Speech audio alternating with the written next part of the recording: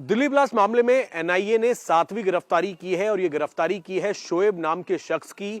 शोएब वही शख्स है जो फरीदाबाद की अल-फलाह यूनिवर्सिटी में लैब टेक्नीशियन के तौर पर काम करता था और इसने फरारी के समय उमर, जिसने पैनिक में आकर ब्लास्ट किया और उसकी खुद मौत हो गई, उमर की फरारी के समय छिपने में और उसको लॉजिस्टिक प्रोवाइड करने में मदद की।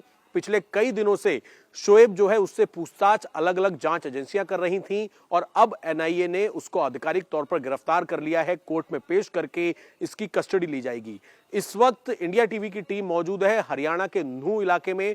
नूह इलाके की ये हिदायत कॉलोनी है और हिदायत कॉलोनी में ये जो आप मकान देख रहे हैं, इस मकान को बताया जाता है कि शोएब की साली का ये मकान है और इसी मकान को इस पूरे बॉम्ब ब्लास्ट से लगभग 10 से 12 दिनों पहले शोएब ने अपनी साली के इस हिदायत कॉलोनी के घर उमर को किराए पर दिया था। उमर यहां पर रहता था, अपनी i20 कार के साथ यहां पर आता था। फिलहाल घर का ताला लगा हुआ है।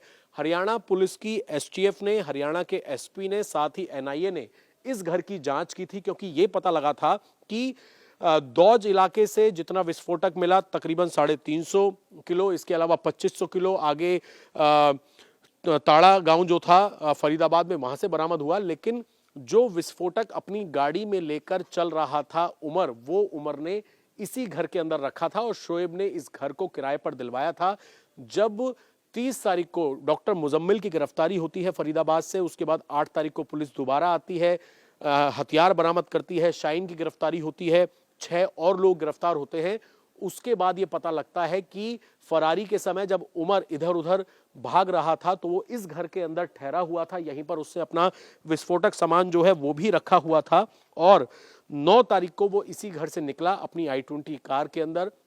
जो अमोनियम नाइट्रेट और व्हीकल फ्यूल था, अलग अलग तरीके का केमिकल था जो निकालने में मदद की थी शोएब ने, उसको लेकर अपनी i20 कार में इसी घर से निकला। उसके बाद वो फिरोजपुर झिरका गया, एटीएम से पैसे निकाले और फिर फिरोजपुर झिरका का जो टोल है वहां पर भी सीसीटीवी कैमरे में उसकी गाड़ी कैद हुई और वहां से मुंबई एक्सप्रेसवे पकड़ते हुए वो बदरपुर बॉर्डर पहुंचा दिल्ली में और फिर अलग अलग इलाकों में, जिसमें वजीरपुर इलाका था, दिल्ली का कनॉट प्लेस इलाका था, यहां पर घूमते हुए भी उसकी गाड़ी की सीसीटीवी फुटेज सामने आई और फिर वो दोपहर को 3:30 बजे के आसपास पहुंच गया लाल किले के पीछे की पार्किंग में और शाम को 6:52 पर लाल किले के बाहर पैनिक में फरार होने की कोशिश करते हुए, विस्फोटक को ठिकाने लगाने की कोशिश करते हुए ये ब्लास्ट हो गया जिसमें उमर की मौत हो गई।